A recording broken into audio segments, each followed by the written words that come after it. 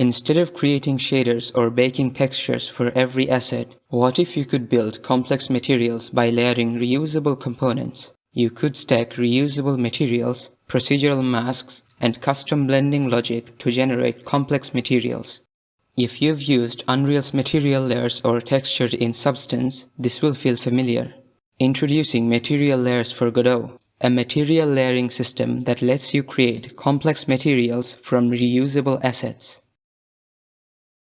Let's say you have a rock and a moss material. You want to overlay the moss on the rock. You could write a new shader to blend the two materials, but this means maintaining dozens of nearly identical shaders in the future, fixing bugs in multiple places and duplicating effort. Instead of creating new shaders every time, you build reusable layers. Create moss once, reuse it on rocks, walls, terrain, anything. Improve the moss later, and every material using it updates automatically.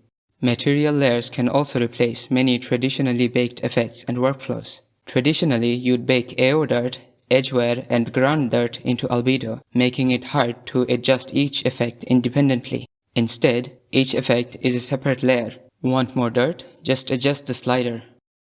Let's look at the benefits. These two doors share the same layered shader but use different parameters. No new textures baked, no duplicate assets. This gives you more control over your materials, uses less VRAM than baked textures, and lets you work at higher resolutions without the storage cost. To get started, create a new surface material which contains a shader template designed to work with layers. Write your material shader in GD Shader as usual, PBR, displacement, whatever you need. Here I have a base material with vertex displacement. Instead of writing to albedo, roughness, the default Godot outputs, you write to layer out albedo, layer out roughness. The template handles the setup. Just write your shader and it works. Select your mesh and create a new layer stack. This is the container where you will stack all your materials together. Assign the surface material to the base layer slot.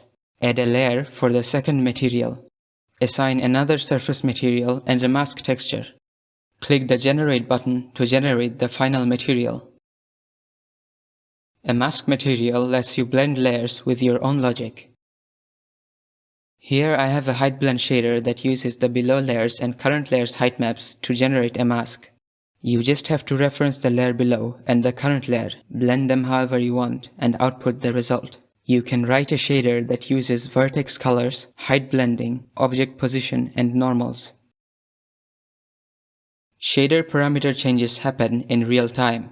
Only regenerate when you add or remove layers or swap materials. The plugin is free and in public beta. The core workflow is complete. If you have any thoughts or feedback, join the Discord or post bug reports on GitHub. Check out the documentation on my website. If you like the tool, you can support development by donating, joining my Patreon, or buying assets from my store. Your support directly funds more tutorials, resources, and improvements to the tool and the channel.